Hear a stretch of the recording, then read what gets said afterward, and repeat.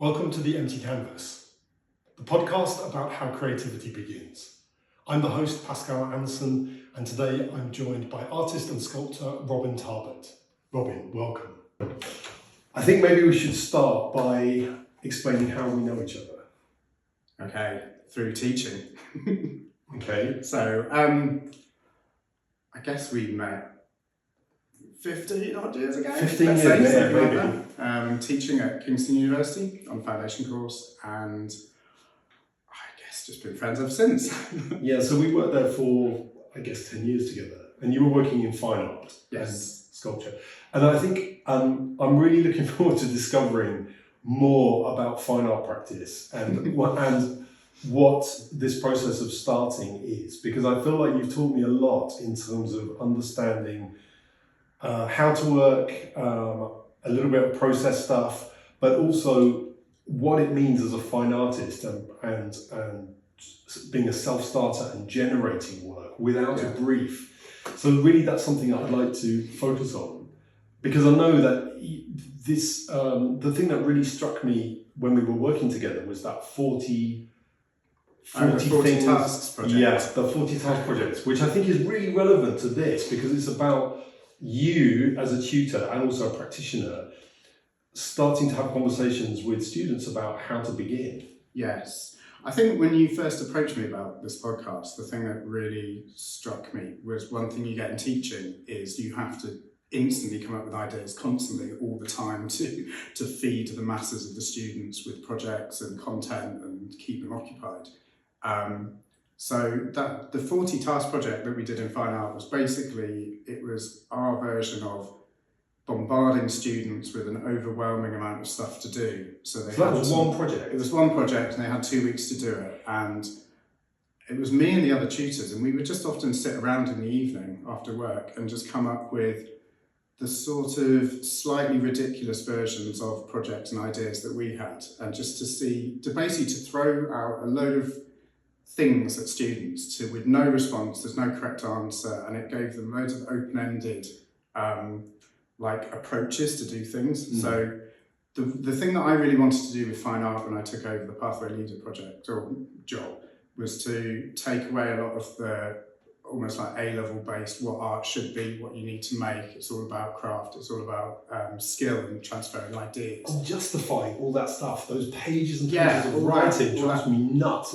That idea of doing a sketchbook after you've made the work, totally pointless. And actually what we did was we just sort of came up with loads of prompts that demanded an outcome without actually explaining what the students had to make. Can you give me an example of a prompt? So I mean, we would do things like create an inside-out object, full stop. That'd be the task. No explanation. No explanation whatsoever. But one thing's also a bit more sort of, I guess that's super ambiguous, what that could be. But I remember some of them, weren't there things like make something that hangs? Yeah, there was, we went through a lot of the classics of make a painting, make a sculpture, make an object, draw an endless line, things like just to get them kind of going, doing things. So each one of those was one of the 40 prompts? So there was 40 different tasks that a student had to, they got 2 weeks, they had to deliver all of them. And then also the last task was to display the whole thing in their studio space, however they wanted. Yeah. So it kind of forced them to come up with loads of stuff and present it. And then the whole studio got turned into this ridiculous kind of sort of cabinet of curiosity, installation of stuff. And some of the projects were deliberately obscure, like travel. I think we set a few, like go on the furthest journey, go somewhere you've never been before. And then it wasn't about making an art, it was about doing something when you get there you decide what the art is. So it can be a sort of documenting that as a journey, or you could go and sing a song, or I remember there was some other things like host a postmodernist tea party that we just thought might be quite funny as the idea of mixing kind of art history genres that they might have heard of with an action or an activity or a social space, or just to see what they did. And it was interesting. It was amazing that I think the thing that really got me about that project was students instantly were scared of it, but they were so scared of it they just had to do stuff. That resonates. And that idea that you can't really fail it because everyone's going to create a load of crap effectively. A high volume And as it's well. a massive amount of it. And some of the best ideas are going to be, I don't know, there's just something really simple. And other things might be really, really complicated, but it just took away that idea of laboriously justifying art via I'm good at drawing or I'm good at painting or that thing took me 10 hours to make. No one cares. So would it happen quite early in the process? It was of the choosing? second project, right, beginning in fine art. We do about a few days of kind of exercises in the studio, where it would also be a slight warm up to that, like we'd have an afternoon of performance sculptures where it would just be make a sculpture using your body in 2 minutes. So I'm curious about this time thing. So I've got 2 weeks to complete 40 tasks. Yes. Would some of them arguably take 2 minutes and other ones might take 2 days? So as a project, it sort of played with, some of them you can plan on day one and do them every day repetitively. Mm-hmm. Some of them were something that you might just do instantly and it's over. Mm-hmm. And some things were about creating an art object as such. And other things were about actually documenting an activity that you're showing us what you did somewhere, but we're not there. So it as a project, it was sort of meant to justify how I think I try and survive in the real world as an artist by taking away a lot of the sort of babysitting that A-level and schools kind of do to, you're not being graded on answering a question and justifying the skills and the end result. It's sort of eliminating a lot of the things you think about art from school. I guess you can't procrastinate either because you haven't got, I remember having projects where I'd spend a 2-week project and I would spend 12 days kind of thinking about it or like fiddling around and not doing very much and then 2 days working really hard. Yeah, you haven't got time. No. And I think that delay of, I mean, one thing I do a lot as an artist is the sort of put off doing something because I haven't quite resolved it or whatever. Whereas actually do the hoovering. Yeah, totally. I'm typical of that. Distracted by every single other thing, even my taxes sometimes to avoid doing this. Yeah. So that as a way of teaching, I think, is how I've always taught, is generating loads of ideas and throwing out a lot of unanswered questions to students to basically force them into having ideas and not even having ideas, but having to produce something. And I think once you've got that thing out of your head that it's then real, we can then start working out whether it's good or not, or how to develop it, or what to do. And I think my main bugbear in pretty much in everything in creativity is when someone just has an idea and then that's the finished object in a way that they've sort of done it straight away without really thinking about it developing, or the first version of most things is not the best. It's awful. Absolutely. And just before we close out that topic, what was the response when you say, right, this is what we're going to do for the next 2 weeks. There's 20 students. That's going to be 800 pieces of work at the end of 2 weeks. That sounds like massive volume. It was a lot. Yeah. How did the students handle that kind of that timetable? I think there's a mixed bag. The thing I realised after doing it a couple of years was it was about the delivery of how, as tutors, we delivered the project to them. So if I was really confident in this is a thing you are doing, it will be good, and you are good enough to do it because you're chosen on this course, and I've got no doubt that you'll do it. So we just delivered it in a way that. I'd often back the project up with a PowerPoint or some kind of presentation where we would just go through really an approach to each one, not based on anything other than, this is something you could do, this is something you could do. And generally none of the students did anything that we would present to them. It was just quite an abstract idea of, one thing you might want to do is go on a journey you've never been to. That could be as far as you might never been into the science block of the university, because I never have. Yeah. Or you might, I think one student managed to get 14 quid Ryanair, I think it was an aeroplane ticket to Norway, and went and made a snowman for the afternoon. It's that sort of ridiculous. I was really aware also that it didn't, that as an example actually, it allowed students that maybe had more material finances or work or Resource, resources to actually do things that they wanted to do, and the students that maybe didn't have as much material resources to still be able to do equally better, often work than just throwing money at something. Yeah. I'm also really struck by the sense of ambition of that, because I think certainly when we were working together there, ambition early on with students who were really excellent and had the 1,500 applicants for 150 places, so they were really good students, but also really trying to push that ambition to be through volume of not all of them are going to be good, but let's try and do this many in this amount of time, and that will also lead, I guess, to the next thing, which is a conversation about what's good and what's not good. Yeah. I mean, I've always thought that there's a strangeness between school art education and the real world.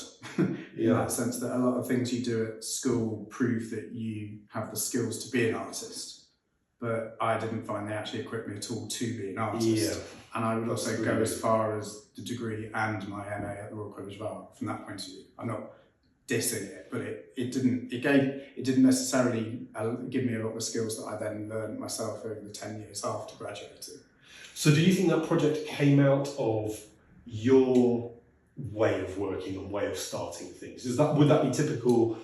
Yeah. Maybe not typical, but is that a kind of strategy that you built up between graduating and starting as a part-time tutor? Yeah, and I think the thing that I never planned to be a teacher, so I sort of wandered into being a teacher I was luckily being offered it after it came out my MA show at the RCA. It's something I didn't really consider doing until that point. So it was when I landed in it, I didn't really have any of the knowledge of what I should be doing as a teacher. And I think art education is one of those amazing things that you're surrounded by creative people and artists and people that don't, it's classic cliche, but sometimes don't necessarily fit into the school system or the education system. I would hate to do all the school format. It's not for me.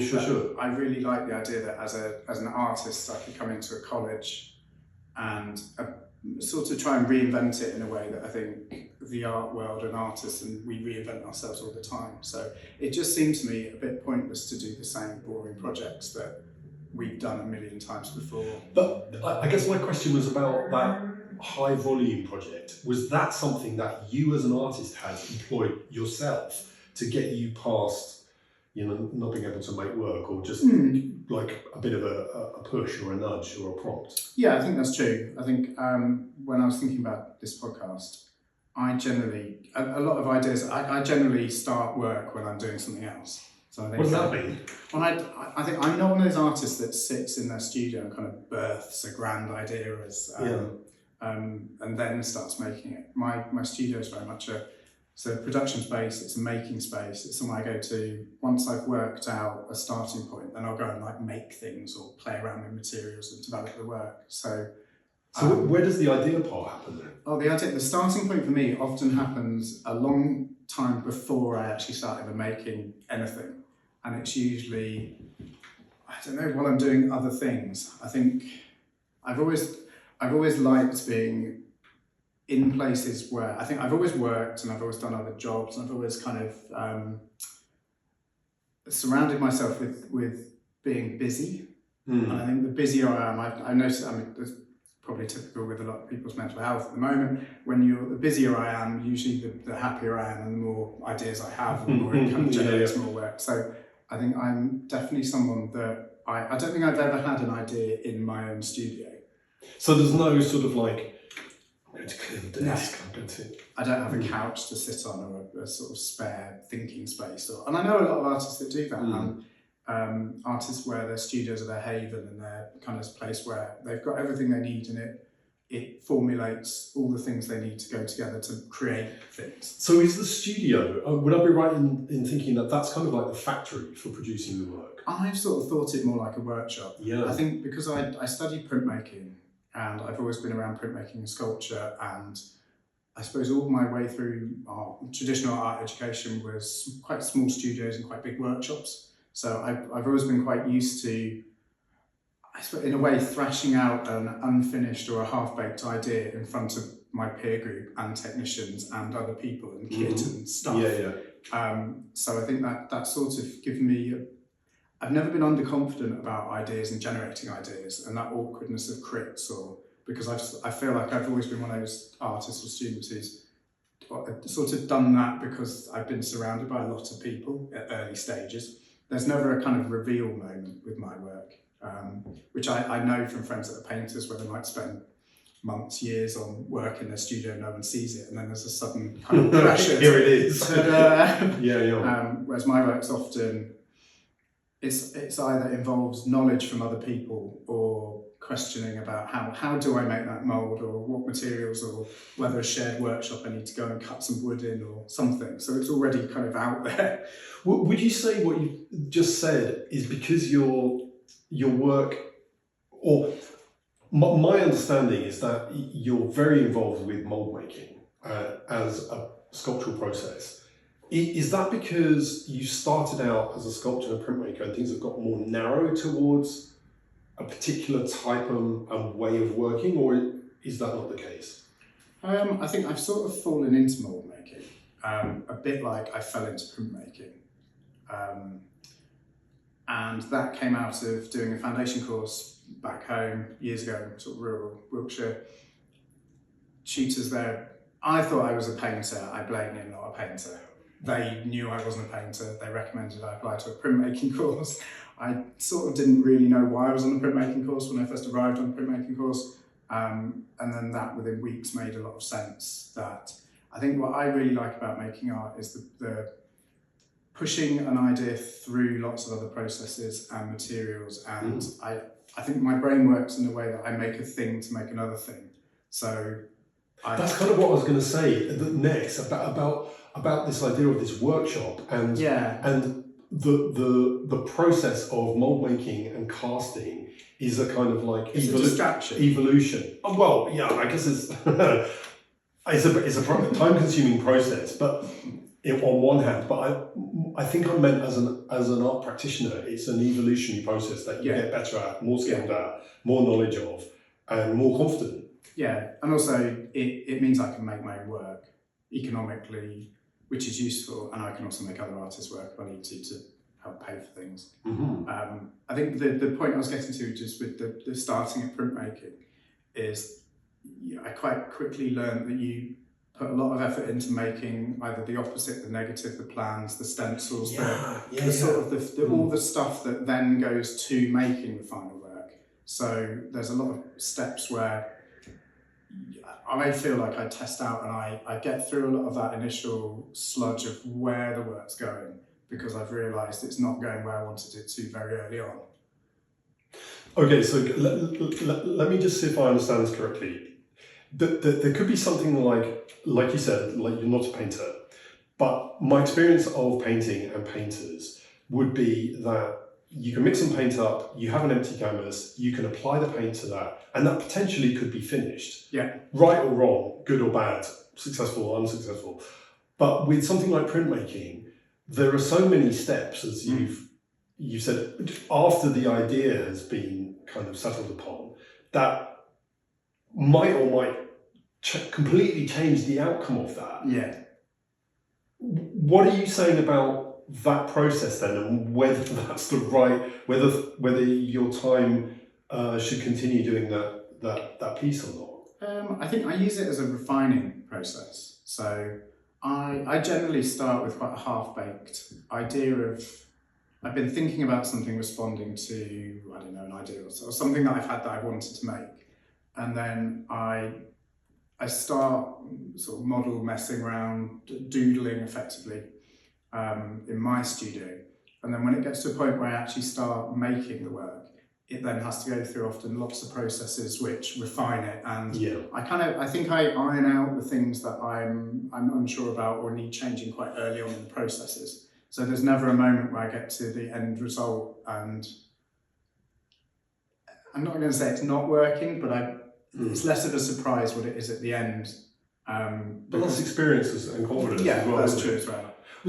Can I just go back to one thing you said there? What's a doodle look like?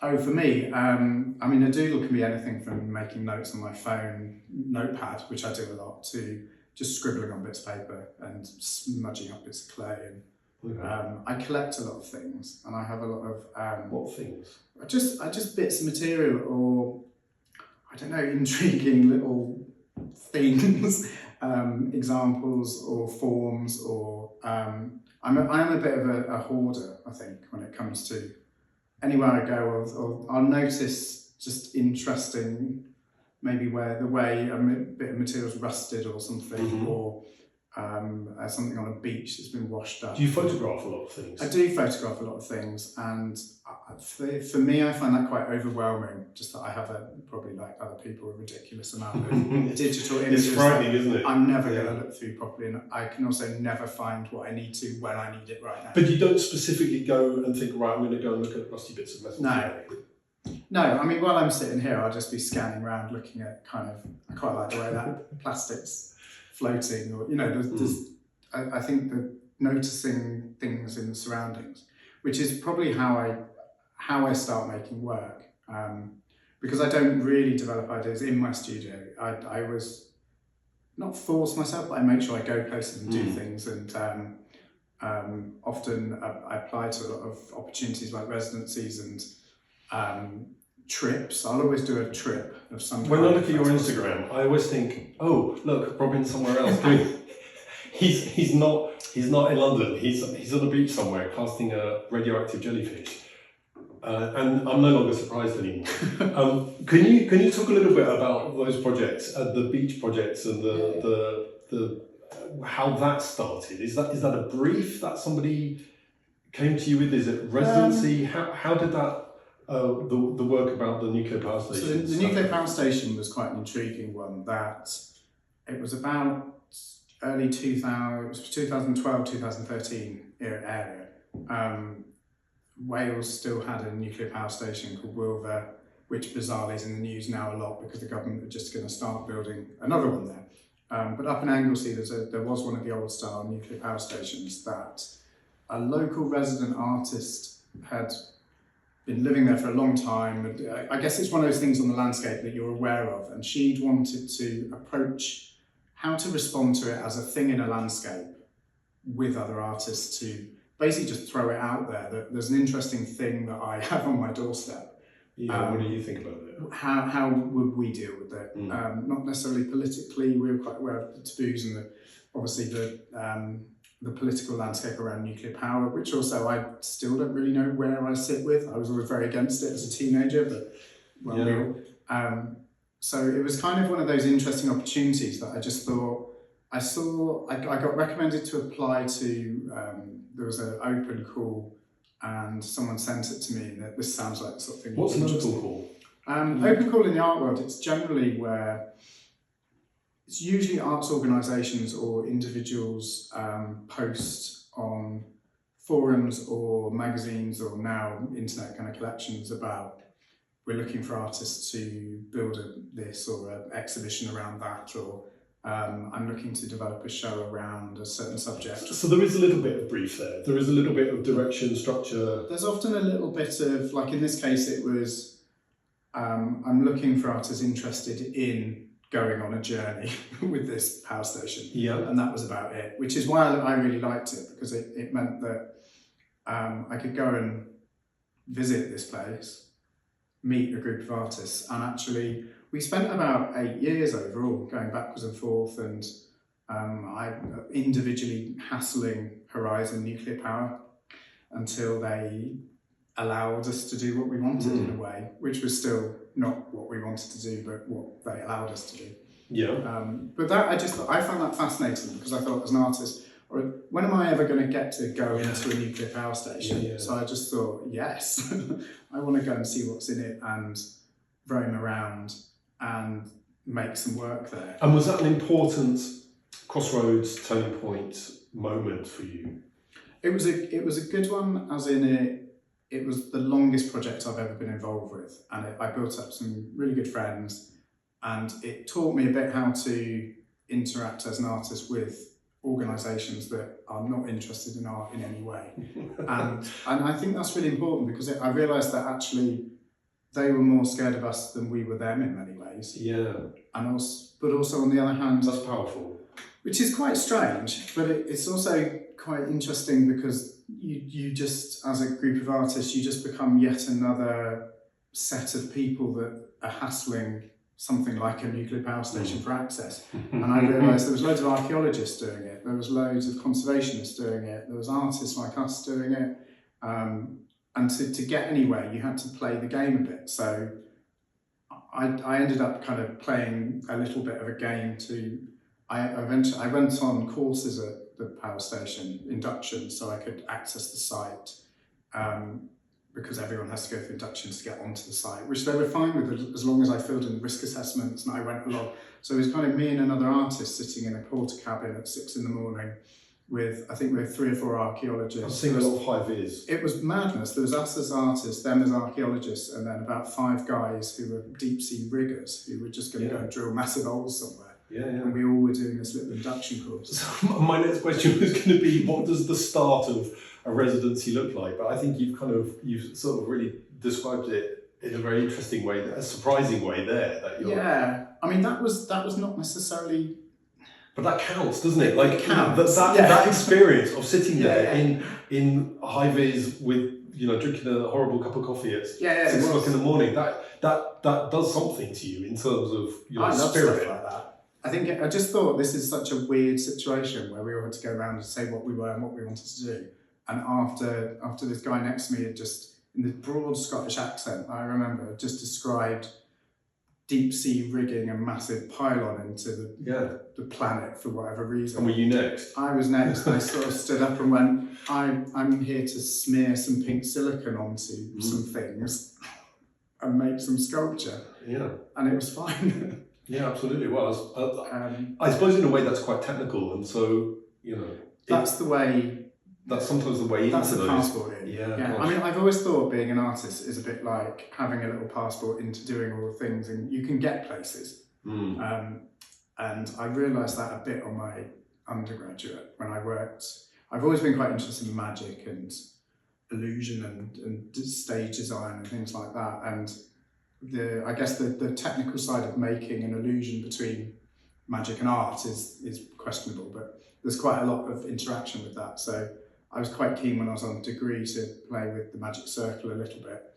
And that I got access to that by writing letters and bombarding them with things until they basically let me in. And I think I realised that quite early on in my degree, that as an artist, if you play, you can be a bit like a chameleon and play the game of other industries. And then you just become as boring as anybody else who wants access. Yeah. And then it just becomes about paper. They're not frightened of you, you're not frightened of them. And it just levels everything out so that you can kind of get what you want out of it, which is probably why artists end up in all over the world in all random situations, from the Arctic right through to quite boring law firms in the city. And there's that kind of, I'm as intrigued about what goes on in places. I think people are often they're often kind of amazed or bemused by what artists do. But generally we don't do anything more than anyone else, and actually I'm quite intrigued about what does a scientist do, what does a nuclear scientist do every day? Well, so I suppose there's method to both of it, and I think a scientist has a very particular method to achieve whatever they need to. And I think we as artists also have a method. I think just a lot of the time it's cloaked in mystery. And I think that's the point of me talking to you and other people, is to try and demystify that a little bit. Because it's not always just sort of like the idea came to me in a dream and it's just intuition I'm following. Can I ask you, when you're not in a residency trying to make work from a nuclear power station, how do you start? How do you think about generating work if you don't have something tangible like that to I've generally always got a massive amount of different things on the go. But how? How do you have that? I know you do, and I know you're prolific and you work super hard, but how do you get to that point? I was thinking about this when you first mentioned it, that how, and I think it's quite difficult to describe, but also ideas just constantly get in my way, if that makes sense. I think we're just doing things Questions, problems, obstacles? Yeah, often I see things that a lot of the works that I've made have often come from how can I play about with that thing and represent it, or I'd be interested in trying to do that, or how would something that already exists, and then I find it, and it's effectively like turning it upside down and then representing it as art. Mm-hmm. And I think there's a lot of things that while my brain's occupied making one thing, it's sort of wandered off into actually what's next. Because I think for me, often the production of the art is the end result is the final bit that I'm not going to say I'm the least interested in, but it's sort of already done by It's not created at that point, is it? It's a process, yeah, that it's a point. technician. Whereas I feel like the example I gave about standing in front of a canvas with a paintbrush, you have to embody that moment and physically and creatively respond with some sort of intuition. Whereas I think if you're doing a process like casting, like you're mixing some concrete and you're pouring it in and then you're waiting for it. And that gives you time maybe to work on the next thing. Yeah. Because I've always thought that art generally isn't really finished ever. It just sort of has to, there's a point where it has to leave the studio for whatever reason. Either I'm sick of it, a gallery needs it, someone wants it, or whereas actually because it's an art object, it's not a design object, it doesn't have to be doesn't have to really exist in the real world properly. So a lot of the things I make, even when they become, I'm going to say gallery ready, that doesn't necessarily mean they're finished. That's a good word.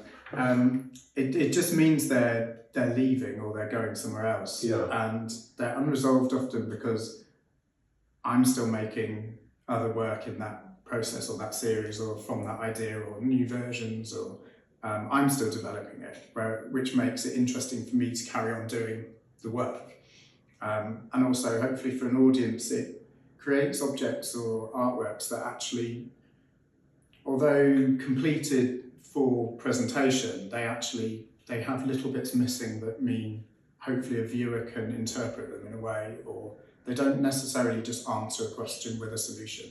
I think a lot of art, the art that I really love are the things that I still am thinking about on the way home, or I'm still trying to work out the missing bit, or the thing that I can't quite get out, and can't quite work it out. I have to go and have a look at it again. And I think often for me that makes making art the most exciting thing, because it means a version has gone out there into the world, but I've still not resolved why I was making it. So I'll make other versions in that series or other works. And just to close out, what does research look like? What does visual research look like? For me, it's collections of materials, objects, stuff, things I've brought back from places, half-baked ideas that never really went anywhere.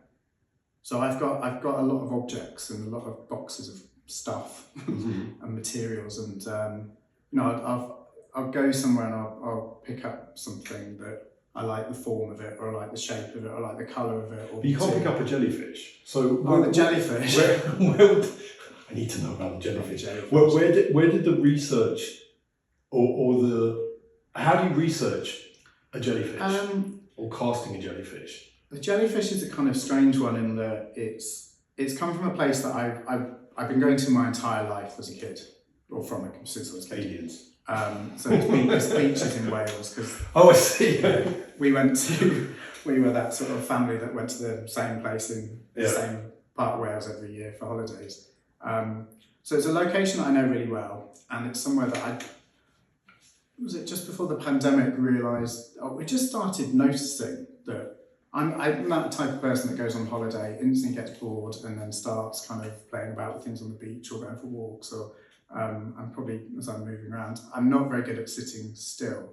So I remember walking down the beach during the pandemic, just noticing these huge lumps of kind of jellyfish alien splatter on the floor. And it just reminded me of that would be the most amazing thing to mould, because I'd done a few commercial jobs for other artists where I'd made some really complicated things for someone where getting it out the mould was a real struggle. And it just suddenly, I guess that penny drop moment walking on a beach in Wales, where I just thought a jellyfish is the ideal viscous material to cast, because it'll just flop out the mould anyway. And then also the idea of, I suppose I always wanted to find a dinosaur footprint and be that kind of archaeologist pouring plaster onto the floor. They're dead though, jellyfish. They're all, oh yeah, the jellyfish are all dead. Okay. They're all dead. They're always dead. And okay, so that was something that probably that idea had come to you.